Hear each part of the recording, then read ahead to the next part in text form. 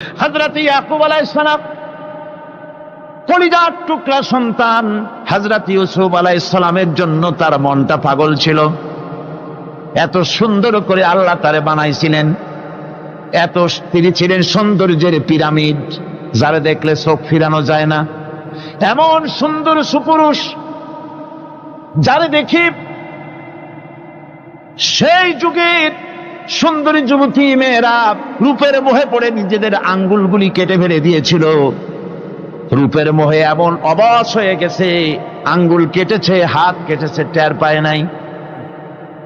আবার ভুল বুঝবেন না, দুনিয়ার সেরা সুন্দর পুরুষ ইউসুফ আলাইহিস সালাম, তা কিন্তু রাসূলের চাইতে বেশি নয়। হযরত উম্মুল মুমিনিন আয়েশা রাদিয়াল্লাহু তাআলা আনহা তিনি বলেছেন, যেই সব সুন্দরী রমণীরা ইউসুফ আলাইহিস সালামকে দেখে রূপের মোহে পড়ে নিজেদের আঙ্গুলগুলো কেটে ফেলেছিল, ওরা যদি আমার হাবিবকে দেখতো, ওরা যদি আল্লাহ রাসূলকে দেখতো, তাহলে হাত কাটতে কাটতে কোন ফাঁকে দিয়ে কলিজা কেটে ফেলে দিত, ওরা টের পেত না। আবার বন্ধুগণ, হযরত আইয়ুব আলাইহিস সালাম সন্তানের মায়া, অন্যান্য ভাইরা হিংসায় পড়ে গেল, তারা নিয়ে তাকে কুয়ায় ফেলে দিল। সেখান থেকে তারা একটা ছাগল বা কোনো পশু জবাহ করে তার রক্ত মাখাইয়া জামা এনে হাজির করে দিল। হযরত ইয়াকুব আলাইহিস সালামের সামনে যে তারে নিয়ে খেলা করতে গিয়েছিলাম, আমরা খেলায় লিপ্ত ছিলাম, বাগে খাইয়া ফেলাইছে। এগুলি কি গপ্প? এগুলি কি কোরআন? আল্লাহ পাক শোনাচ্ছেন, বিশ্ববাসীকে শোনাইছেন। সূরা ইউসুফের চাইতে এত সুন্দর উপাখ্যান গোটা পৃথিবীতে আর নাই। সুবহানাল্লাহ। অনেকে ইউসুফ জুলাইখার কেসা খুব মজা করে পড়ে, ফুর্তি করে, প্রেমের গল্প পড়ে। এটা কোনো প্রেমের গল্প নয়। ইউসুফ আলাইহিস সালাম, জুলাইখা ইউসুফ আলাইহিস সালামের জন্য কাঁদতে কাঁদতে চোখ কানা হয়ে গেছে। এরপর ইউসুফ আলাইহিস সালাম জুলাইখারে পাওয়ার জন্য পাগল হয়ে গেছে। নাউজুবিল্লাহ, এটা হয়নি কখনো। তিনি আল্লাহর পয়গম্বর, আর আল্লাহ কেমনে তারে বাঁচিয়েছেন? যখন জুলাইখা ঘরের ভিতরে সুন্দর করে যৌন উন্মাদনামূলক চিত্র অঙ্কিত করে ঘরের মধ্যে আটকায় দিয়েছে, তালা লাগায় দিয়েছে, আর নিজে যৌন উদ্দীপক কাপড় চোপড় পরেছে না পরার মতোই। সে যুগের সুন্দরী মেয়ে জুলাইখা, তার কুপ্রবৃত্তিকে চরিতার্থ করার জন্য আহ্বান করা হয়েছে। হযরত ইউসুফ আলাইহিস সালাম লক্ষ্য করে দেখলেন এমন জায়গায় এখান থেকে পালাবার তো পথ নাই, দরজা বন্ধ করে দিয়েছে। তিনি শুধু তখন কেবলমাত্র আল্লাহ রব্বুল আলামিনকে ভয় করলেন। আল্লাহকে ভয় করে আল্লাহর নাম নিয়ে যখন তালাবদ্ধ দরজার দিকে দৌড় দিয়েছেন, আল্লাহ রব্বুল আলামিন আপন কুদরতে তালাগুলি খুলে দরজা তার জন্য উন্মুক্ত করে দিলেন। ইউসুফ আলাইহিস সালামকে ফালাই দিয়ে এভাবে করে কাপড় এনে দিল তার সামনে, রক্তমাখা কাপড় পেয়ে হযরত ইয়াকুব আলাইহিস সালাম সন্তানদের মুখে কাহিনী শুনে তিনি কি বললেন? কোরআনে কারীম তা কোট করেছে। তিনি চিক দিলেন না, ফাল দিলেন না, ফিট হয়ে পড়লেন না। তিনি বললেন, কলিজার টুকরা সন্তান তার মরার খবর শুনেছেন। তিনি বললেন কি? ফাসাবরুন জামিলুন ওয়াল্লাহুল মুস্তাআনু আলা মা তাসিফুন। আমি উত্তম সবর অবলম্বন করব। তোমরা যে কাহিনী রচনা করেছো এর বেলায় আমি আল্লাহর কাছে সাহায্য চাই। আমি উত্তম সবর অবলম্বন করব। আমার ভাইয়েরা, 11 ভাই মনে করেছিল ইউসুফ আলাইহিস সালামকে মরণ কুয়ায় ফালাই দিছি। তারা তো ঠিক পায় নাই, এটা মরণ কুয়া না, এটা হচ্ছে একটা সুড়ঙ্গ, যাকে ইংরেজিতে বলে টানেল। এটা এমন একটা সুড়ঙ্গ, ওরা মনে করেছে মরণ কুয়া, কিন্তু আল্লাহ রাব্বুল আলামিন এই কুয়াতে এমন বানালেন, ওরা একদিকে ফালাই দিল মরণ কুয়ায়, এ কুয়ার আর এক মুখ দিয়া আল্লাহ রাব্বুল আলামিন ইউসুফ আলাইহিস সালামকে নিয়ে মিশরের সিংহাসনে বসায়া দিলেন। এটা মরণ কুয়া নয়, এটা রাজ সিংহাসনে বসার সুড়ঙ্গ পথ। ইউসুফ আলাইহিস সালাম আজ প্রেসিডেন্ট, সুবহানাল্লাহ, প্রেসিডেন্ট হয়ে বসে আছেন। ওদিকে কেনানে অভাব লেগে গেছে, সেখানকার মানুষেরা সাহায্য নিতে এসেছে, ওই 11 ভাইও আসছে। হযরত ইউসুফ আলাইহিস সালাম দেখেই চিনে ফেলেছে, ওরা কিন্তু তখনও ঠিক পায় নাই। হযরত ইউসুফ আলাইহিস সালাম চিনে ফেলেছেন, এখন কি করা উচিত? সবগুলাকে ঠ্যাং উপরের দিকে উঠাইয়া তারপরে সমানে ধোলাই দেওয়াই তো স্বাভাবিক ছিল, আমাদের মতো মানুষ হইলে, ঠিক কিনা? ঠিক তো বলবেনি, অভ্যাস তো এটাই। হযরত ইউসুফ আলাইহিস সালাম তাদের সামনে পরিচয় দিলেন। তারা যখন বুঝতে পারল, লজ্জায় তাদের মাথা হেট হয়ে গেল। হযরত তার এক তো লজ্জা, আর 2 নম্বরের ভয়, জান নিয়া কেনানে কেউ ফিরে যাইতে পারবো না। এখন অবস্থা হয়েছে যে জীবনই যায় নাকি এখানে। হযরত ইউসুফ আলাইহিস সালাম ভাইদের এই করুণ দুরবস্থা বুঝতে পারলেন, বুঝে চরম ধৈর্য ধরে তিনি কি বললেন? তিনি বললেন, লা তাসরিবা আলাইকুমুল ইয়াউম। ও ভাইরা, তোমাদের বিরুদ্ধে আমার কোনো পাপ নাই, দুঃখ নাই, বিদ্বেষ নাই, হিংসা নাই, আল্লাহর রাস্তায় মাফ করে দিলাম। আল্লাহু আকবার, সুবহানাল্লাহ। এর নাম পয়গম্বর। এর নাম কি? পয়গম্বর। কিসের লেনিন, কিসের মার্কস? জওয়ানেরা, ভুল পথে মানুষ চলেছিল, আলহামদুলিল্লাহ আল্লাহ এগুলারে ডাস্টবিনে ফালাই দিছে। কারণ আলহামদুলিল্লাহ, আলহামদুলিল্লাহ।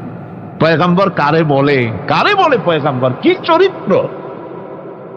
রাসূল করিম সাল্লাল্লাহু আলাইহি ওয়াসাল্লাম, তাকে একজন সাহাবী বলছিলেন, হুজুর বলছেন এই কামটা করলা না কেন? সাহাবী বললেন, হুজুর আপনি যদি চোখের ইশারায় বলতেন, মুখ দিয়ে না কইয়া, তাও তো আমি কামটা করে ফেলতাম, আমি তো বুঝি নাই। হুজুর বললেন, চোখের ঠারে ঠারে কাজ করা নবুয়তের শান নয়। আল ওয়াদুহু ওয়াস সারাহা, নবীরা যা করেন তা ডাইরেক্ট, কোনো বক্রতা নাই, স্পষ্ট কথা। আমার ভাইরা, হযরত ইউসুফ আলাইহিস সালাম বিনিয়ামিনকে কাছে নিয়ে পরিচয় দিলেন তার ভাইদের সামনে। কোরআনে কারীম বলছে, ক্বালা আনা ইউসুফ ওয়া হাদা আখি قد من الله علينا إنه من يتقي ويصبر فإن الله لا يضيع أجر المحسنين। আমি ইউসুফ, আর এই হচ্ছে আমার ভাই। আল্লাহ আমাদের উপর ইহসান করেছেন। প্রকৃতপক্ষে যারা আল্লাহকে ভয় করে এবং সবর এখতিয়ার করে, আল্লাহ এভাবে তাদেরকে, তাদের আমলকে নিষ্ফল হতে দেন না। আমার এই জামাটা নিয়ে যাও। হযরত ইয়াকুব আলাইহিস সালাম, কলিজার টুকরা সন্তান ইউসুফ আলাইহিস সালামের বিরহ যন্ত্রণায় ছেলেকে কতদিন দেখে না, কাঁদতে কাঁদতে চোখ দুটো অন্ধ হয়ে গেছে। মিশর থেকে কেনানের দিকে জামা রওনা হয়েছে। কোথায় মিশর, কোথায় কেনান? জামা যখন রওনা হয়ে গেছে, হযরত ইয়াকুব বলতেছেন, আমি যেন আমার ইউসুফের গন্ধ নাকে পেতেছি। জামা চলে এলো, চোখের উপরে রাখলেন, আল্লাহ রাব্বুল আলামিন তাকে চক্ষুষ্মান বানায়া দিলেন। ভাইরা আমার, পয়গম্বরেরা সবর করে গোটা দুনিয়ার মানুষের সামনে দৃষ্টান্ত সেট করেছেন সবর কারে কন। আমার ভাইরা, হযরত ইব্রাহিম আলাইহিস সালামের কথা আল্লাহ পাক কোরআনে কারিমে বলছেন সবর কারে কয়। দেখো, শেখো সবর কারে কয়। আল্লাহ পাক বললেন, ইব্রাহিম, তোমার বিবি আর তোমার নবজাতক এই সন্তানকে রেখে আসো মক্কা নগরীতে। তিনি চলে গেলেন, সেখানে ঘর নাই, বাড়ি নাই, কিচ্ছু নাই, চতুর্দিকে ধুধু বালু আর মরুভূমি। হযরতে হাজরা বলছেন, ইব্রাহিম, সামান্য পানি আর খাবার দিয়া আমার সন্তান শুদ্ধ এখানে রেখে যেতেছো, আমি কি অপরাধ করেছি? কোনো জবাব নাই। 2 বার 3 বার বলার পরে হাজরা বলছেন, ইব্রাহিম গো, তবে কি আমার আল্লাহর হুকুম মতো আমারে রেখে যাচ্ছ নাকি? হযরত ইব্রাহিম আকাশের দিকে আঙ্গুল উঁচু করলেন। কথা বলবেন, বাক শক্তি বেরোচ্ছে না। 80 বছর বয়সের সময় একটা বাচ্চা আল্লাহ তারে দিছেন।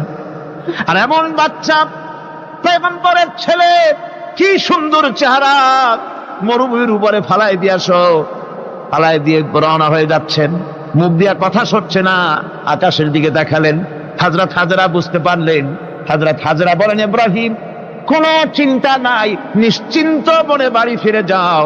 আমি আমার আল্লাহর উপরে এতটা ভরসা করি, আল্লাহর হুকুমে যদি আমার এখানে রেখে যেয়ে থাকো, ওই আল্লাহ পাক আমাকে আর আমার কলিজার টুকরা ইসমাইলকে পানিতে আর খাবারে মারবেন না, অবশ্যই তিনি ব্যবস্থা করবেন।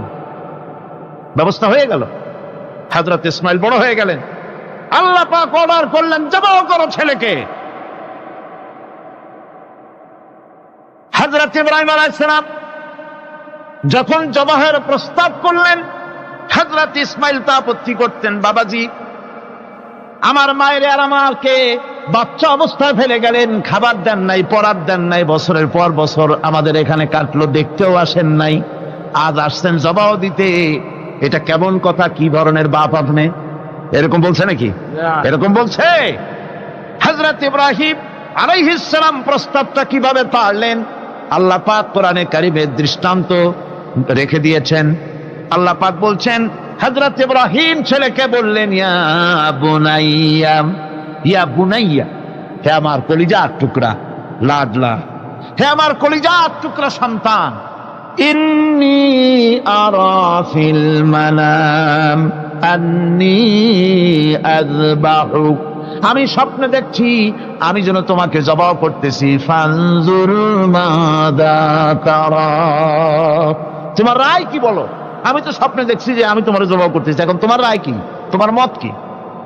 হযরত ইসমাঈল আলাইহিস সালাম শুনিয়া দিলেন দৌড়, নাকি? না, হযরত ইসমাঈল আলাইহিস সালাম ধৈর্যের প্রতীক। তিনি কি কথা বললেন? তার মুখের কথা কোরআন শরীফে আল্লাহ পাক উঠায় দিলেন। হযরত ইসমাঈল বললেন, ইয়া আবাতি ফাআল মা তু'মারু সাতাজিদুনি ইনশাআল্লাহু মিনাস সাবিরিন, হে আমার পিতা, আপনি যে ব্যাপারে আদিষ্ট হয়েছেন আপনি তা পালন করুন, অবশ্যই আমাকে ধৈর্যধারীদের মধ্যে পাওয়া যাবেন। সুবহানাল্লাহ। এক বর্ণনায় এসেছে, হযরত ইসমাঈল বললেন, আব্বাজান, আমি ধৈর্যধারীদের ভিতরে আমারে পাবেন, তবে জবাহ করার আগে আমার হাত পাটা একটু বেঁধে নেন, কারণ জবাহের যন্ত্রণায় আপনার গায়ে যদি আমার হাত পা লেগে যায় তো বেয়াদবি হয়ে যেতে পারে।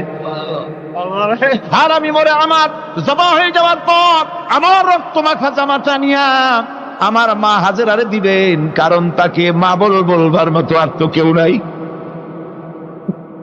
হযরত ইব্রাহিম তাকে বাঁধবার জন্য প্রস্তুতি নিলেন।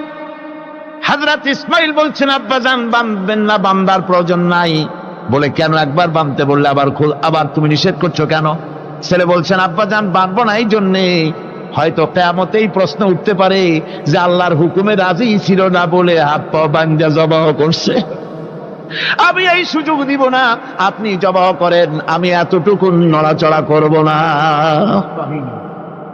ধৈর্যের চরম প্রতীক হযরতে ইসমাঈল আলাইহিস সালাম দেখাই দিয়েছেন ধৈর্য কারে কয়।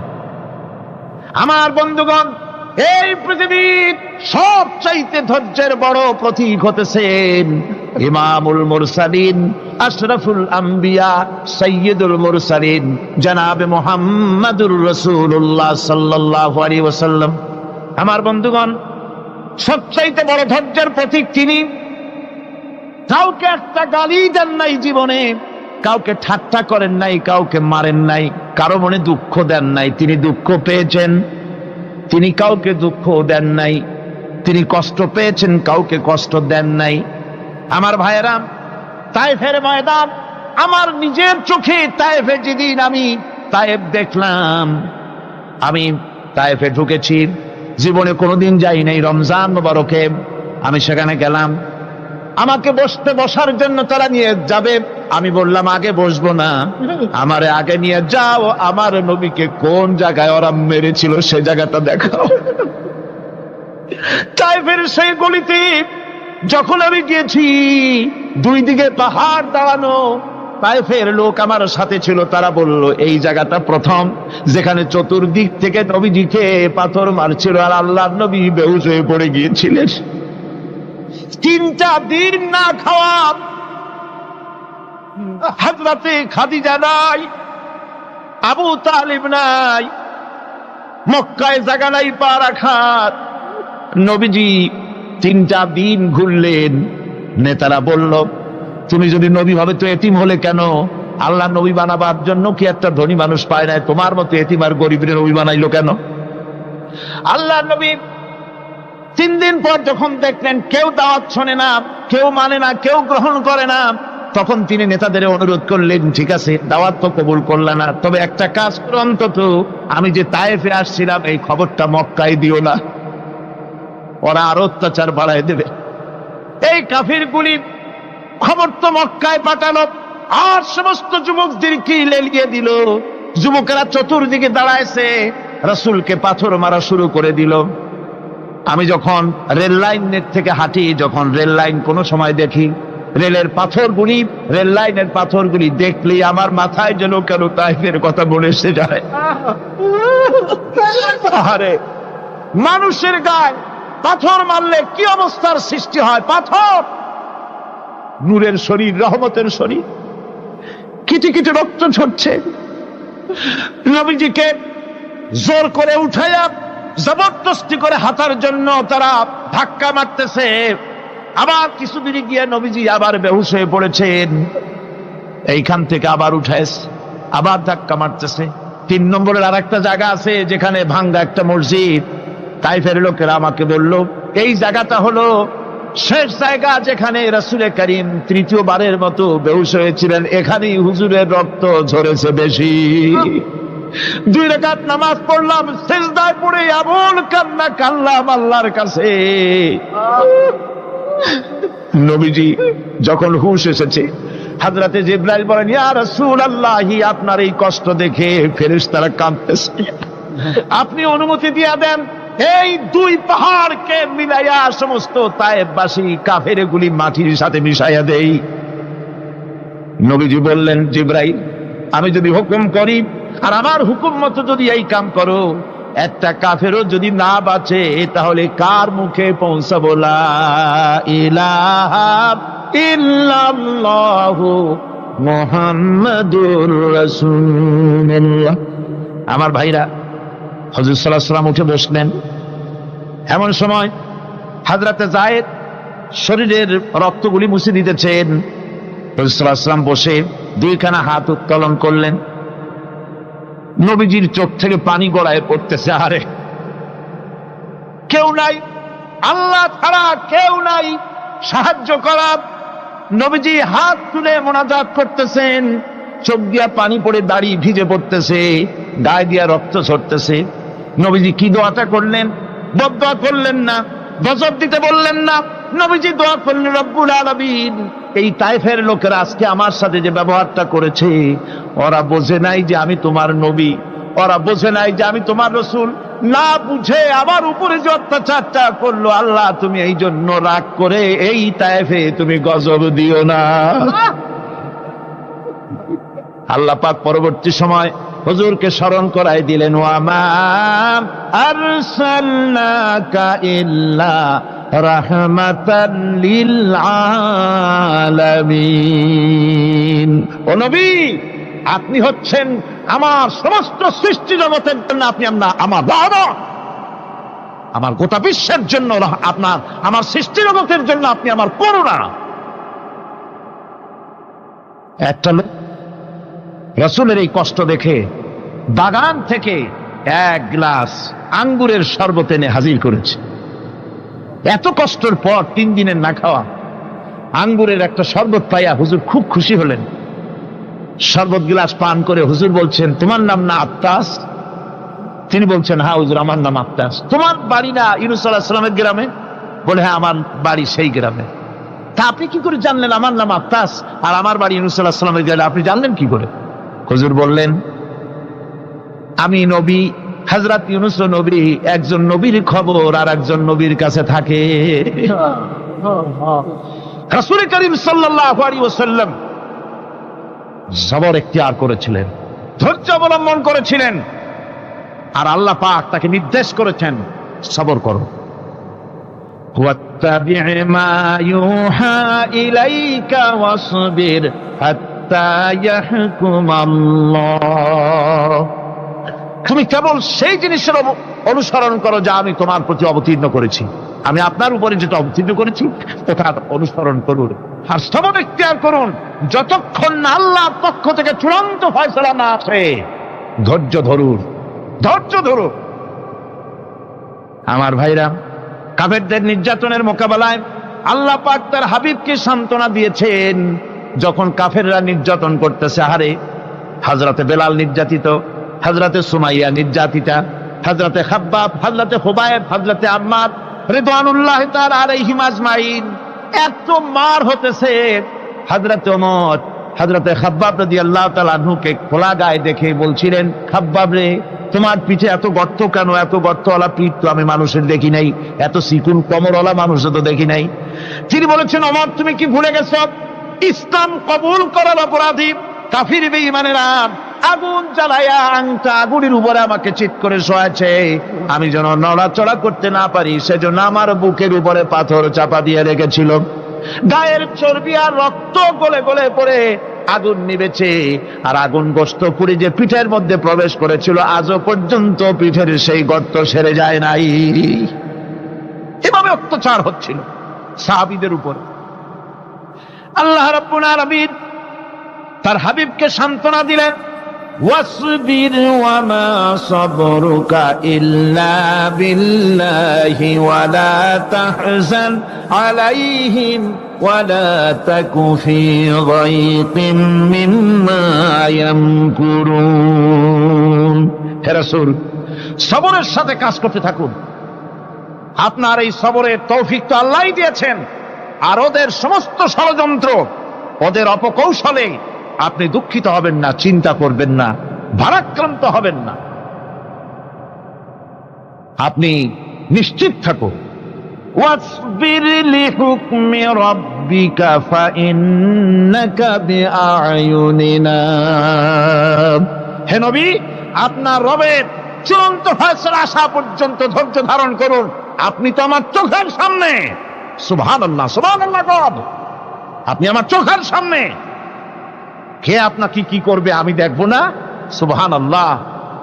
মন্ত্রী যদি, এই সলিমুদ্দিন মার্কা মন্ত্রী যত আছে, এই মন্ত্রীরা যদি কয় ব্যথাতে ভয় কিসে, আমি তোকে দেখছি না, সাহসটা কেমন বাড়ে, কেমন বাড়ে সাহস। আরে কোনো মন্ত্রী ছাতা মাতা না, কোন প্রেসিডেন্ট রাজা বাদশা না, আকাশ আর জমিনের মালিক আমার আল্লাহ রাব্বুল আলামিন বলছেন, হাবিব কোনো চিন্তা নাই, আপনি আমার চোখের সামনে। ওরা চায় আপনাকে দুনিয়া থেকে মিটাই দিতে, আর আমি চাই ওয়ারাফানা লাকা যিকরাক, আপনার প্রশংসা তো হবে গোটা বিশ্ব জুড়ে, সর্বত্র ছড়িয়ে যাবে আপনার নাম। সুবহানাল্লাহি বিহামদিহি। আল্লাহ পাক অন্যত্র বলেছেন, ওয়ালাকাদ কুযযিবাত রুসুলুম মিন ক্বাবলিকা ফাসাবারু আলা মা কুযযিবু ওয়া উযু হাত্তা আতাহুম নাসরুনা। হে মুহাম্মদ সাল্লাল্লাহু আলাইহি ওয়াসাল্লাম, আপনার পূর্বে অসংখ্য নবী রাসূল এই পৃথিবীতে আসছে এবং জুলুম আর নির্যাতনের শিকার তারা হয়েছেন। অবশেষে তাদের প্রতি আল্লাহর সাহায্য এসেছে। সুতরাং আপনাকেও ধৈর্য ধারণ করতে হবে। ধৈর্য ছাড়া কোনো পথ নাই। ধৈর্য আপনাকে ধারণ করতেই হবে। আর এই ধৈর্য ধারণ করলে পরে আল্লাহর চূড়ান্ত ফয়সালা আসবে, তখন আল্লাহ পাক মেহেরবানি করবেন। আমার ভাইয়েরা, এই ধৈর্য পৃথিবীর সমস্ত পয়গম্বররা ধৈর্য অবলম্বন করেছেন, কখনো অধৈর্য হন নাই। দিন কায়েমের সংগ্রামে নবী রাসূলগণ দারুণ ভাবে সবর ইখতিয়ার করেছেন। বৃদ্ধবাদীদের সকল রকমের নির্যাতন, অপকৌশল, ষড়যন্ত্র, এই সব কিছু মোকাবেলা করেছেন ধৈর্যের নীতি অবলম্বন করি। কখনো ধৈর্যচ্যুতি তাদের মধ্যে ঘটেনি, বরং আল্লাহ রাব্বুল আলামিন তাদের প্রতি সন্তুষ্ট হয়েছেন যারা এই ধৈর্য ধরেছে।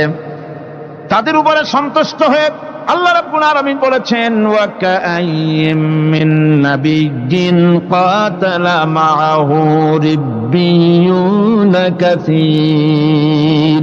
এর আগে অনেক নবী এসেছিলেন যাদের সাথে বহু আল্লাহওয়ালা লোক লড়াই করেছেন।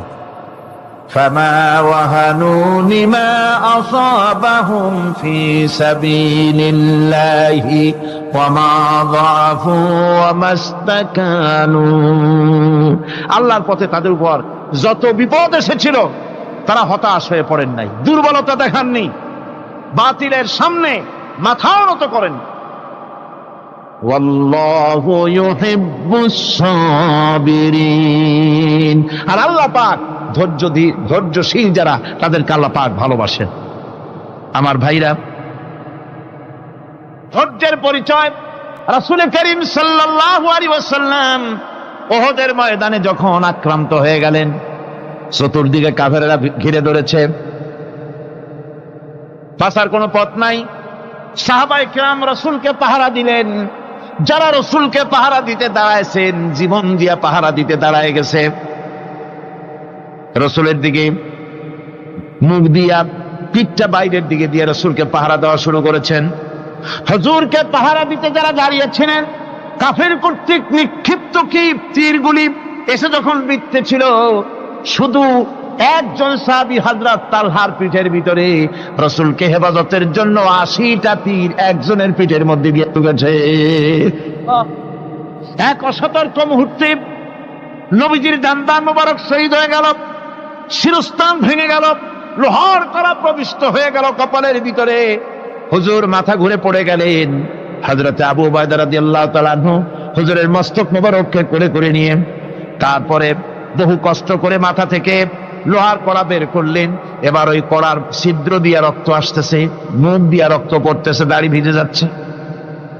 বুখারী শরীফে এসেছে, আল্লাহর নবী দুইখানা হাত নিজের চেহারার উপরে মলে আনে টাটকা রক্ত চোখের সামনে দেখে বলছেন, আহারে, এই কওমের ফালাত কি করে হবে, এই কওমের মুক্তি কি করে হবে, এই কওমের নাজাত কি করে হবে, যে কওম তার নবীর চেহারা রক্ত দিয়ে লাল বানাইয়া দিল। নবীজি বললেন, আল্লাহুম্মা গফিরলি কওমি ফাইন্নাহুম লা ইয়ালামুন। আয় আল্লাহ পাক, আমার এই কওম বুঝতে পারে না, ওদেরকে মাফ করে দাও। খবর ছড়িয়ে গেল নবীজি শহীদ হয়ে গিয়েছেন। খবর ছড়িয়ে গেল চতুর্দিকে, মদিনায় খবর ছড়িয়ে গেল। মানুষ পাগলের মতো দৌড়ানো শুরু করে দিল। এক মেয়ে লোক দৌড়াচ্ছে উহুদের দিকে। কয়েকজন সাহাবীর সঙ্গে দেখা, তারা জিজ্ঞেস করলেন, দৌড়াও কেন মহিলা, যাও কই? কয় উহুদের দিকে যেতেছি। কয় যায় তো কোনো লাভ নাই, যেহেতু তোমার যে স্বামী এসেছিলেন জিহাদের ময়দানে তিনি তো শহীদ হয়ে গেছেন। মহিলা বলতেছে, কে শহীদ হয়েছে শুনতে চাই না, আগে বলো নবীজি কেমন আছে। আবার কিছুক্ষণ পর আর কয়েকজনের সঙ্গে দেখা, তারা বলছে, মেয়ে লোক দৌড়াও কই? যাচ্ছি উহুদের দিকে। তারা বলছেন যে কোনো লাভ নাই, তোমার যে দুইটা কলিজার টুকরা সন্তান উহুদে এসেছিল দুটোই শহীদ হয়ে গেছে। মা বলতেছে, ও সাহাবী, কে শহীদ হয়েছে শুনতে চাই না, তাড়াতাড়ি করে বলো আল্লাহর নবী মুহাম্মদুর রাসূলুল্লাহ সাল্লাল্লাহু আলাইহি ওয়াসাল্লাম কেমন আছেন। দৌড়াতে দৌড়াতে উহুদের মাঠে সাহাবায়ে কেরাম পরিবেষ্টিত। আল্লাহর নবীর কাছে গিয়ে হুজুরের জীবিত চেহারা মোবারকের দিকে তাকায়া মেয়ে লোকটি কাঁদতেছে আর বলতেছে, ইয়া রাসূলুল্লাহ, আমার স্বামী মরা শোক, আমার কলিজার টুকরা দুইটা সন্তান মরা শোক, আমার কলিজা থেকে মুছে গেছে, আপনি বেঁচে আছেন, তামাম মুসলমানদের চাইতে বড় সান্ত্বনার রায়। ভাইরা আমার, রাসূল করিম সাল্লাল্লাহু আলাইহি ওয়াসাল্লাম এভাবে করে ধৈর্যের পরিচয় দিয়েছেন। গালাগালি দেন নাই, রাগ করেন নাই, বদদোয়া করেন নাই। সুবহানাল্লাহ কোন, সুবহানাল্লাহ।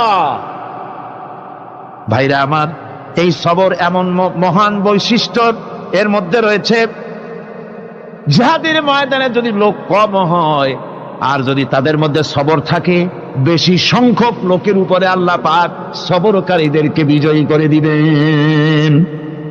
কোরআনে কারীমে রব্বুল আলামিন বলেন, কাম মিন ফিয়াতিন কালিলাতিন গালাবাত ফিআতান কাসীরাতাম বিইذনিল্লাহ আল্লাহু মা'আস সাবিরিন। এমন ঘটনার বহু নজির আছে যে কম সংখ্যক লোকেদের উপরে আল্লাহ পাক, বেশি সংখ্যক লোকেদের উপর আল্লাহ পাক কম সংখ্যক লোকদেরকে জয়ী করে দিয়েছেন। আল্লাহু মা'আস সাবিরিন, আর আল্লাহ আছে ধৈর্যশালীদের সাথে। আল্লাহ আছে কাদের সাথে? দেখেন না বদরের কামটা, বদরের ময়দান, 313 জন মুসলমান, অস্ত্রপাতি নাই, সামান্য সামান্য অস্ত্র, আর কাফেরেরা এসছে হাজারেরও বেশি। আমার বন্ধুগণ, ধৈর্যে কত বড় কাম দিল! ধৈর্য ধারণ করেছেন তারা, আল্লাহর উপরে ভরসা করেছেন। আল্লাহ রাব্বুল আলামিন অস্ত্রের কাজ কি দিয়া করায় দিলেন। একজন সাহাবী এসে বলছেন, হুজুর, জিহাদের ময়দান, ইসলামের প্রথম জিহাদ, আমার কাছে তো অস্ত্র নাই, মেহেরবানি করে একটা অস্ত্র আমারে দেন, আমি লাফায় পড়ি জিহাদের মধ্যে। হুজুর বলেন, অস্ত্র তো আমার কাছে নাই, দিবটা কি? সাহাবী বলছেন, হুজুর, অস্ত্র না থাকে যা পারেন তাই দেন, আপনার হাত দিয়ে যা দিবেন আমি দাঁড়ায় থাকতে পারবো না, জিহাদে আমাকে শরীক হতেই হবে। নবীজি কাছে পেলেন একখানা শুকনা খেজুরের ডালখানা তুলে সাহাবীর হাতে তুলে দিলেন।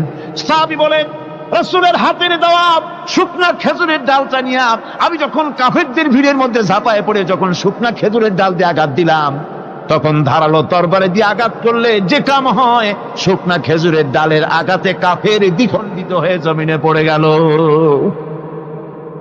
ভাইরা আমার, আল্লাহ রাব্বুল আলামিন সবর যারা করে, সংখ্যা যদি কম হয়, আল্লাহ পাক তাদেরকে বিজয়ী করে দেবেন, এই ওয়াদা আল্লাহ রাব্বুল আলামিন করেছেন। এই সবরের গুণ ছাড়া জান্নাতেও প্রবেশ করা যাবে না। সবর যদি না থাকে বেহেশতে যাওয়া যাবে না। ভালো করে মনে রাখেন, আল্লাহ পাক বলছেন, আম্মা হাসিবতুম আন তাদখুলুল জান্নাতা ওয়া লাম্মা ইয়া'লামিল্লাহুল্লাযীনা জাহাদু মিনকুম ওয়া ইয়া'লামাস সাবিরিন। তোমরা কি মনে করেছো এমনি বেহেশতে চলে যাবা? এটা কি মামু বাড়ির আবদার নাকি? এমনি বেহেশতে চলে যাবা?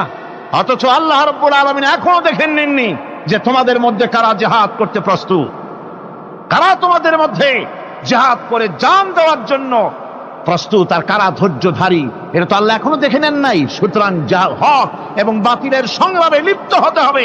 আল্লাহ দেখতে চান কারা জীবন দিতে চায়। সুতরাং ইসলামী আন্দোলনে যারা শরীক হবে, তাদের বিপদ এবং মুসিবত দিয়ে আল্লাহ রাব্বুল আলামিন তাদের সাহসিকতা এবং ধৈর্যের পরীক্ষা নিবেন। কোরআনে কারীম বলছেন, ওয়ালানাবলুয়ান্নাকুম হাত্তা না'লামাল মুজাহিদিনা মিনকুম ওয়াস-সাবিরিনা ওয়া নাবলুয়া আখবারাকুম। অবশ্যই আমি তোমাদেরকে পরীক্ষার সম্মুখীন করব, আর তোমাদের মধ্যে সত্যিকার মুজাহিদ, দৃঢ়তা অবলম্বনকারী কারা, আমি তা দেখব। এটা যেন আমি দেখে নিতে পারি, সেই জন্য আমি বিপদ এবং মুসিবতের মধ্যে তোমাদের ফেলবো। ধৈর্যধারীদের উপরে আমার রহমত অবশ্যই থাকবে। খবর এমন এক সম্পদ যা ধারণ করলে পরে আল্লাহ রাব্বুল আলামিন রাষ্ট্রীয় ক্ষমতা দান করে দেন। কোন সুবহানাল্লাহ, জোরে কোন সুবহানাল্লাহ। ধৈর্য ধারণ করলে আল্লাহ রাষ্ট্রের মতো বিরাট নিয়ামত আল্লাহ হাতে তুলে দিবেন। তার প্রমাণ কোরআন শরীফ আল্লাহ বলছেন, বনি ইসরাইলরা মিশর থেকে যখন বহিষ্কার হয়ে গেল, তাদের যখন পা রাখার কোনো জায়গা থাকলো না, বনি ইসরাইলরা মিশর থেকে যখন বহিষ্কার হয়ে গেল, এরপরে আল্লাহ পাক তারা যখন ধৈর্য অবলম্বন করলো, আল্লাহ পাক তাদের ব্যাপারে বলছেন, ওয়া আওরাসনাল কওমাল্লাযীনা কানু ইউস্তাদআফুনা মাশারিকাল আরদি ওয়া মাগারিবা আল্লাতী বারাকনা ফিহা। আর তাদের স্থলে আমি নির্যাতিত লোকদেরকে প্রতিষ্ঠিত করলাম। পশ্চিম এবং উত্তরের তাদেরকে আমি পশ্চিম এবং পূর্বের উত্তরাধিকারী তাদেরকে বানায় দিলাম।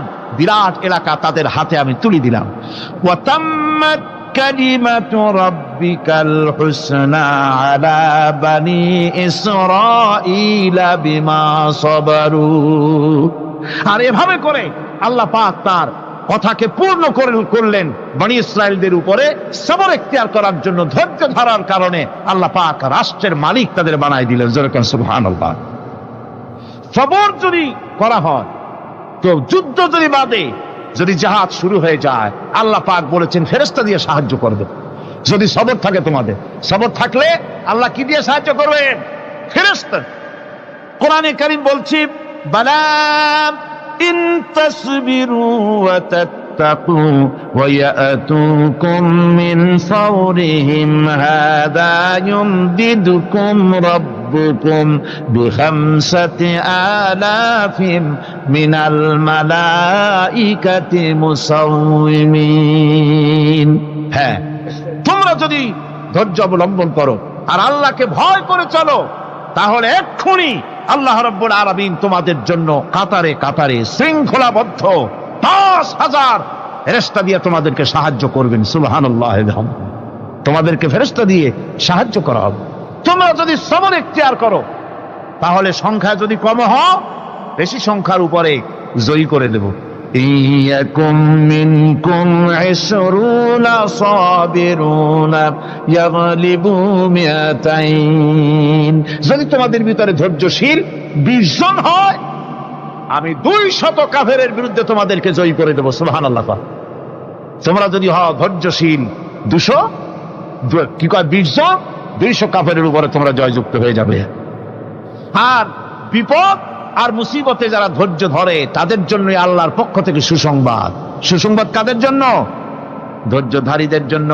কোরআনে কারীম বলছে ওয়াবাশশিরিস সাবিরিনাল্লাযীনা ইযা আসাবাতহুম মুসিবাতুন ক্বালু ইন্না লিল্লাহি ওয়া ইন্না ইলাইহি রাজিউন। সুসংবাদ সেই সব ধৈর্যশালীদের জন্য যারা নাকি বিপদ এবং মুসিবতে আসলে যারা বলে, কি বলে? পড়েন আমার সাথে, ইন্না লিল্লাহি ওয়া ইন্না ইলাইহি রাজিউন। এটা শুধু আমাদের লোকেরা কেউ মরলে পড়ে, এটা শুধু মরার সময় নয়, বরং যে কোনো বিপদ আর মুসিবত এলে মুমিন বান্দা যারা, তারা কি পড়বে? ইন্না লিল্লাহি ওয়া ইন্না ইলাইহি রাজিউন। নিশ্চয়ই নিশ্চয়ই আমরা আল্লাহর জন্য এবং আমাদের সকলকেই আল্লাহর কাছে ফিরে যেতে হবে, প্রত্যাবর্তিত হতে হবে। সবরকারীদের জন্য রয়েছে জান্নাতের সুউচ্চ সম্মানের জায়গা। জান্নাতে সবচেয়ে সম্মানজনক জায়গা আল্লাহ রাব্বুল আলামিন ধৈর্যশালীদেরকে দান করবেন। কোরআনে কারীম বলছে উলাইকা ইউজসাউনাল গুরফাতা বিমা সাবারু ওয়া ইউলাক্কাউনা ফিহা তাহিয়াতাও ওয়া সালামা। এরা হলো সেই সব লোক যাদেরকে প্রদান করা হবে বেহেশতের সুউচ্চ মঞ্জিল, কারণ তারা সবর ইখতিয়ার করেছিল, তারা সবর করছিল, এই জন্য বেহেশতের সবচাইতে ভালো জায়গা তাদের দেওয়া হবে। কোন আলহামদুলিল্লাহ, জোরে কোন আলহামদুলিল্লাহ। এবং জান্নাতে সবরকারীদেরকে সম্বর্ধনা দেওয়া হবে, সম্বর্ধনা দেওয়া হবে।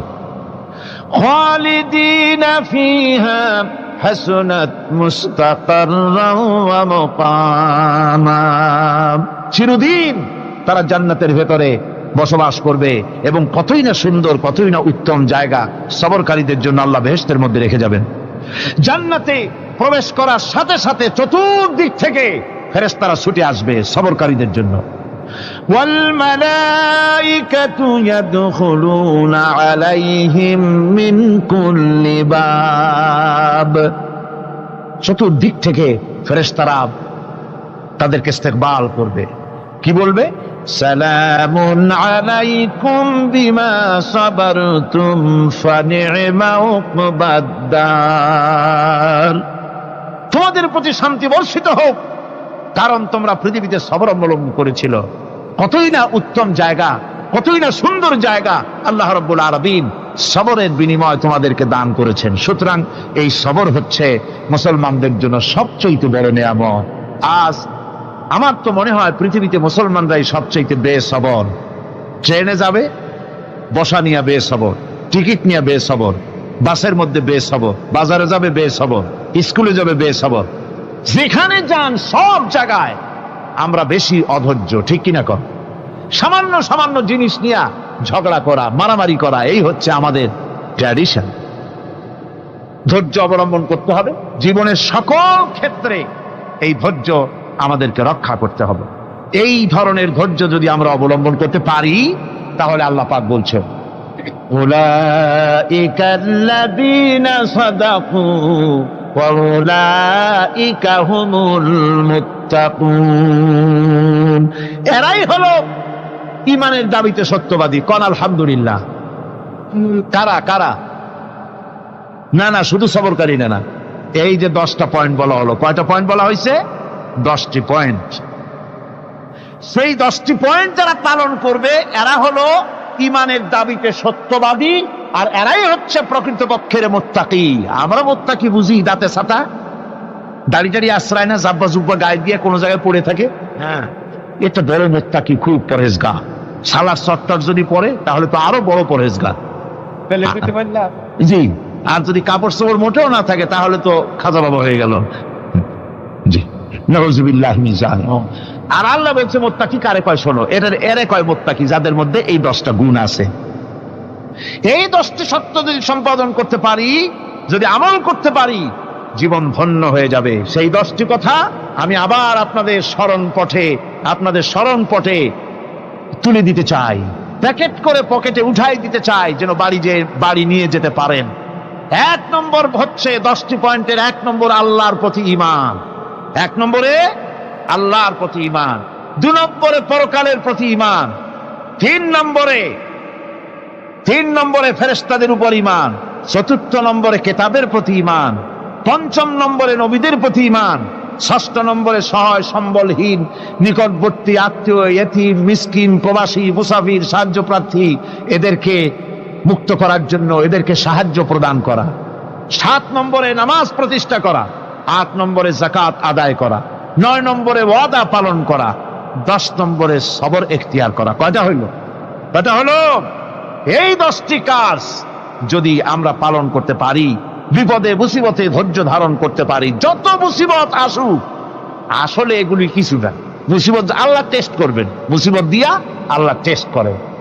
দেখা যায় যে ওদের শক্তি খুব বেশি, চোখে আপনি দেখতে পারেন, কিন্তু আল্লাহ বলছেন ইন্না কায়দাশ শায়তানে কানা দাঈফা। বাতিলরা হলো শয়তান।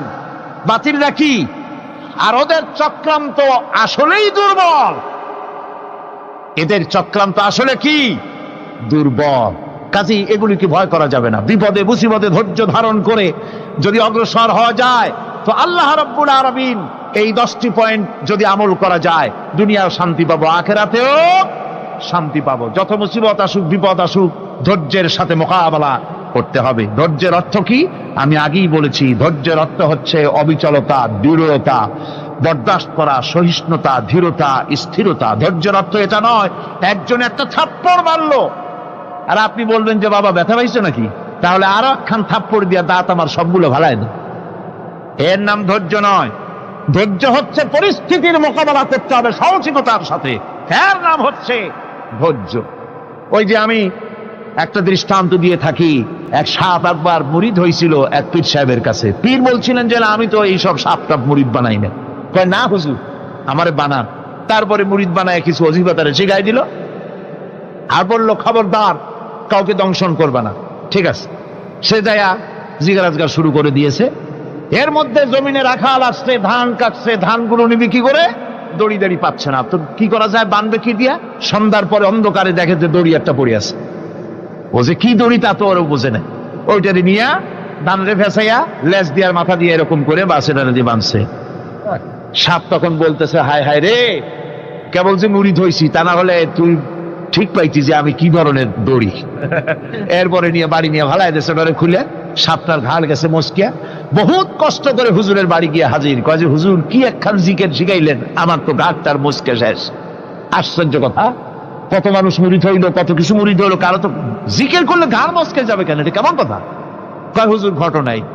আরে বেটা ঘটনা এইটা, তুই কি করছিলি? কয় যে আপনি যে নিষেধ করছেন দংশন করতে, আমি তো দংশন করতে পারিনি। আরে বেটা দংশন করতে নিষেধ করছিলাম, ফোঁস করতে তো নিষেধ করি নাই। তোরে যখন দড়ি মনে পেরে হাত দিছিল, ফোঁস করে উঠতি, ওই রাখাল লাফ দিয়া বন আর পার হইয়া দিল্লি চলে যেত। কাজী ধৈর্যের মানে শীত হয়ে পড়ে না। ধৈর্য মানে অবিচলতা, দৃঢ়তা নিয়ে শক্তি সঞ্চয় করে আল্লাহর উপরে ভরসা করে বাতিলের বিরুদ্ধে ঝাঁপিয়ে পড়তে হবে, বাতিল উৎখাত হতে বাধ্য হবে। অনাটনে, বিপদে, মুসিবতে আর হক আর বাতিলের সংঘর্ষ চলাকালীন ধৈর্য ধারণ করা, এটা হলো সবচাইতে একটা বড় কোয়ালিটি। কোরআনে কারিমে সবর শব্দটি সবচাইতে বেশি ব্যবহার করা হয়েছে। সর্বাধিক ব্যবহৃত শব্দ কোনটি? সবর। সবর আরবি একটি মৌলিক শব্দ, এমন একটি মৌলিক শব্দ যার তাৎপর্য অন্য কোনো ভাষা দিয়া, খবরটা বললে যেমন বোঝানো যায়, অন্য কোনো ভাষা দিয়া এটার অর্থ করে এটার হক আদায় করা সম্ভব না। আর এই সবর কোরআনে কারিমে বিভিন্ন জায়গায় বিভিন্ন অর্থে ব্যবহার হয়েছে। যেমন সবর শব্দের অর্থ হচ্ছে অবিচলতা, বাংলায় যা বোঝানো যায়। সবর শব্দের অর্থ হচ্ছে অবিচলতা, দৃঢ়তা, সহিষ্ণুতা, মন মেজাজের সমতা, ধীরতা, স্থিরতা, কষ্ট সহিষ্ণুতা, বরদাস্ত করা। এগুলি এই সবরের এই অর্থগুলি কোরআনে কারিমের বিভিন্ন জায়গায় বিভিন্ন রকম এটাকে ব্যবহার করা হয়েছে। সবর একটি মৌলিক মানবীয় গুণ। এই গুণ যার মধ্যে আছে, সে তার নৈতিকতার শীর্ষে পৌঁছে যেতে পারে। আর এই গুণটি যার মধ্যে অভাব, এই সবর যার ভিতরে নাই, সে মানুষের পর্যায়ে পড়ে না। যত অসুবিধা, যত কষ্ট, যত রকমের বিপদ মুসিবত, যত রকমের অসুবিধার সৃষ্টি হয়, তার মূলীভূত কারণ হচ্ছে ধৈর্যের অভাব, সবরের অভাব। দুনিয়ার সমস্ত নবী রাসূলগণ সবর অবলম্বন করেছেন। তারা ছিলেন সবরের মূর্ত প্রতীক। সবর কাকে বলে দুনিয়াবাসীকে তারা তা দেখিয়ে দিয়েছেন। নিজ নিজ কওমের কাছ থেকে যখন কওমের কাছে নবীরা দাওয়াত দিয়েছেন, ইসলামের দ্বীনের দাওয়াত দিয়েছেন, তখনই সমাজপতিরা, রাষ্ট্রশক্তি তাদের উপরে, নবীদের উপরে ভেঙে পড়েছে, অত্যাচার করেছে। আল্লাহর পয়গম্বরেরা এই সমস্ত অত্যাচারের মোকাবেলায় চরম ধৈর্যের পরিচয় দিয়েছেন। কোরআনে কারিমে উল্লেখ করা হয়েছে, অত্যাচারের মোকাবেলায় আম্বিয়া কেরাম যা বলেছেন সেটা হলো এই, ওয়ামা লানা আল্লা নাতাওয়াক্কালা আলাল্লাহি ওয়া ক্বাদ হাদানা সুবুলানা। আল্লাহ পাক বলেন, পয়গম্বরেরা বলেছেন আমরা আল্লাহর উপরে ভরসা করব না, তো কার উপরে ভরসা করব? তিনিই তো আমাদেরকে সঠিক পথ দেখিয়েছেন, সঠিক রাস্তা আমাদের দেখিয়েছেন, সুতরাং তার উপরেই তো আমরা ভরসা করব। وَلَنَصْبِرَنَّ عَلَى مَا آذَيْتُمُونَا وَعَلَى اللَّهِ فَلْيَتَوَكَّلِ الْمُتَوَكِّلُونَ। তোমরা আমাদের যে সব কষ্ট দাও, পীড়ন দাও, সেজন্য আমরা ধৈর্য অবলম্বন করব। তোমরা আমাদেরকে কষ্ট দিচ্ছ, আমরা ধৈর্য অবলম্বন করব আর ভরসা করব কেবলমাত্র তার উপরে যে আল্লাহ রাব্বুল আলামিন আমাদেরকে নবী করে পাঠিয়েছেন। সেই ভরসা করতে হলে সেই আল্লাহর উপরেই তো ভরসা করা উচিত। আমরা সেই আল্লাহর উপরে ভরসা করে আছি। তোমাদের যত খুশি আমাদের বিরুদ্ধে ষড়যন্ত্র করো, আমাদেরকে অত্যাচার করো। কোরআনে কারিমে হযরত হুদ আলাইহিস সালামের ঘটনা আল্লাহ রাব্বুল আলামিন এভাবে এনেছেন, তামাম এলাকার মানুষ তার বিরুদ্ধে ক্ষিপ্ত হয়ে গিয়েছে।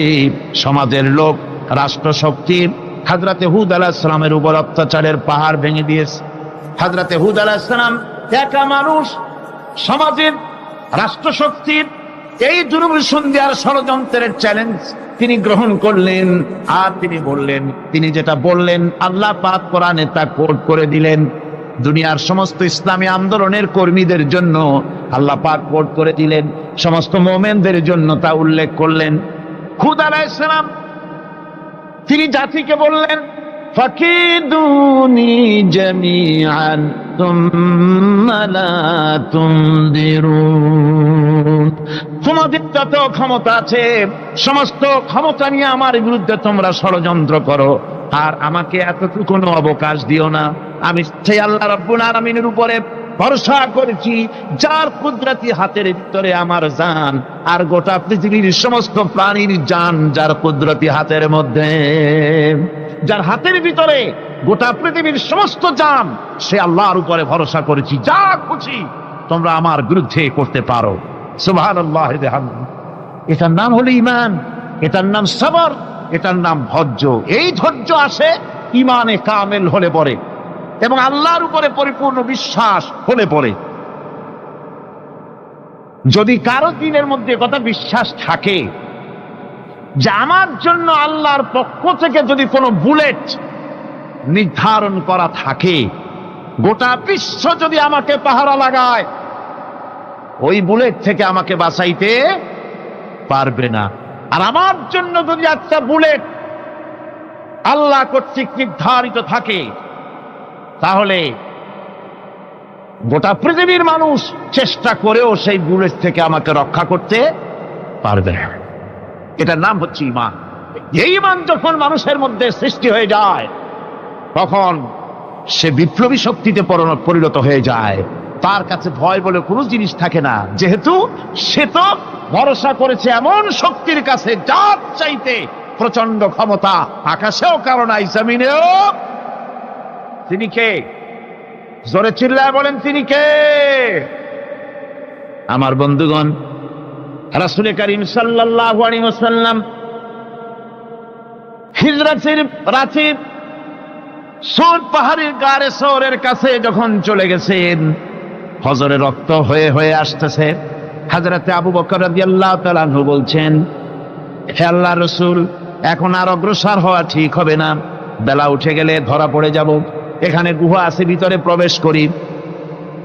হযরতে আবু বকর রাসূলের সম্মতি পেয়ে হযরতে আবু বকর রাদিয়াল্লাহু তাআলা আনহু বলছেন, ইয়া রাসূলুল্লাহ, পাহাড়িয়া গুহা, সাপ বিচ্ছু থাকতে পারে, আমাকে অনুমতি দেন, আমি আগে ভিতরে ঢুকে সাফ করে আপনাকে ডাকি। ভিতরটা সাফ করে তিনি ডাকলেন। রাসূল করিম ভিতরে ঢুকে বলছেন, আবু বকর, পাহাড় বেয়ে বেয়ে বড্ড কষ্ট হয়েছে, একটু বসো, তোমার উরুর উপরে মাথা রেখে আমি একটু ঘুমাইয়া যাই। আল্লাহর নবী আরাম ফরমাচ্ছিলেন। সকালবেলায় কাফির বেঈমানরা যখন আস্তে আস্তে করে গুহা মুখে পৌঁছে গেছে, পায়ের চিহ্ন এখানে শেষ, তাদের নিশ্চিত ধারণা এর ভিতরে নবীজি আছেন। বলছে, বেরিয়ে আসো। একজন বলে নাই, আর একজন বলে আছে। এভাবে তাদের মধ্যে দ্বিমত হয়ে গেল। হযরত আবু বকর বলছেন, ইয়া রাসূলুল্লাহ, আমরা তো ধরা পড়ে গেছি, আমাদের তো আর উপায় নাই। এই গুহাটা এতই অগভীর, শুয়ে যদি হাঁটু উঁচু করা যায় উপর থেকে দেখা যায়, বসলে পরে মাথা দেখা যায়, ধরা তো পড়ে গেছি, উপায় নাই। আল্লাহর নবী তখন তার হাবিব, তার বন্ধুকে কি বললেন? বিশ্ববাসীর জন্য আল্লাহ পাক কোরআনে তা উঠায় দিলেন। নবীজি তার বন্ধুকে ডেকে বললেন, লা তাহজান ইন্নাল্লাহা মা'ানা। ও আমার সাথী, কোনো চিন্তা করো না, ভয় পেও না, শঙ্কিত হয়েও না। আমরা মাইনরিটি নই, আমরাই মেজরিটি, কারণ আল্লাহ রাব্বুল আলামিন আমাদের সাথে আছেন। সুবহানাল্লাহ। এই চিন্তা, এই ধারণা যদি মানুষের মনের মধ্যে থাকে, তাহলে কখনোই তার মন দুর্বল হবে না, ঈমান দুর্বল হবে না।